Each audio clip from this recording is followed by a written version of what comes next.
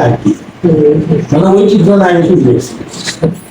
আচ্ছা, আমার সমস্যা নেই, এতে করে শুধু জাস্ট ব্যথাটা কমছে বলেই তুমি কিন্তু একটু হাঁটাচলা করতে পারছো। আবার দেখা যাচ্ছে কিছুদিন পর হাঁটাচলা করলে ওই আবার দেখা যাচ্ছে ব্যথাটা বেড়ে যাচ্ছে। তাহলে 3 বার এরকম হলো, 3 বার ভালো হলো। হ্যাঁ হ্যাঁ, তো এটা হয় কি যে এইখানে এই যে আপনার মূলত এই যে জয়েন্ট স্পেসটা, এই জয়েন্ট স্পেসটা কিন্তু নর্মালি এরকম বা এর থেকে একটু বেশি থাকে, 4 মিলি বা 6 মিলি, 4 থেকে 6 মিলি এটা থাকবে জয়েন্ট স্পেসটা। পুরোটাই ঠিকই আছে, দুইটা এভিডেন্সই।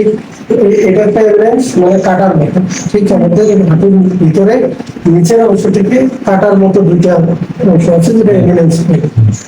এই এভিডেন্স এবং এই যে এভিডেন্স, দুইটা এভিডেন্স থাকে। আর এই জায়গাগুলো ফাঁকা থাকে এবং এই জায়গাটাতেও কিন্তু ঠিক সেম ভাবে ফাঁকা থাকার কথা ছিল। কিন্তু আমাদের যেটা হয়েছে যে এই এমব্রেসটা এবং উপরে থাকে কার্টিলেজ, নিচেও থাকে কার্টিলেজ এবং এখানে মিনিস্কাস আছে, অনেক কিছু ফ্লুইড আছে জয়েন্টটাকে মুভমেন্ট করার জন্য।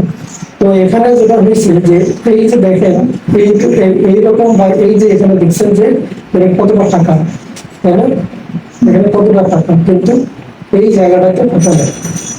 এটাই কি করতেছে, আপনি যখন হাঁটতেছে বা দাঁড়িয়ে থাকলে এই এই অ্যাম্বুলেন্সটা উপরে পাঞ্চ করতেছে, মানে উপরে প্রেশারাইজ করতেছে, এটা স্পেসটা কমে আসছে।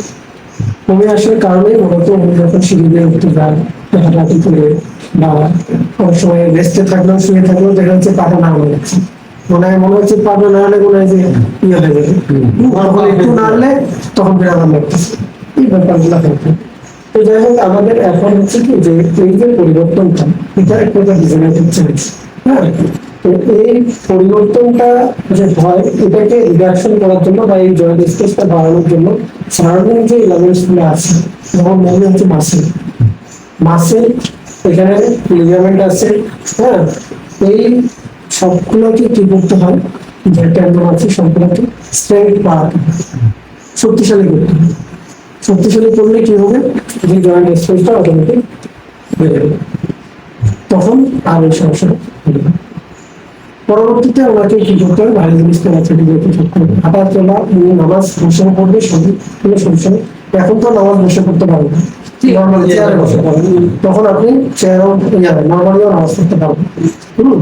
তো এই ব্যাপারগুলো, তো যাই হোক, এটাই আমাদের এখন ফিজিওথেরাপিতে যেটা করতে হবে, তোমার জয়েন্টের মাসেল স্ট্রেংথ বাড়াতে হবে। হ্যাঁ, জয়েন্টের গ্যাপটা বাড়াতে হবে, তাহলে স্বাভাবিকভাবে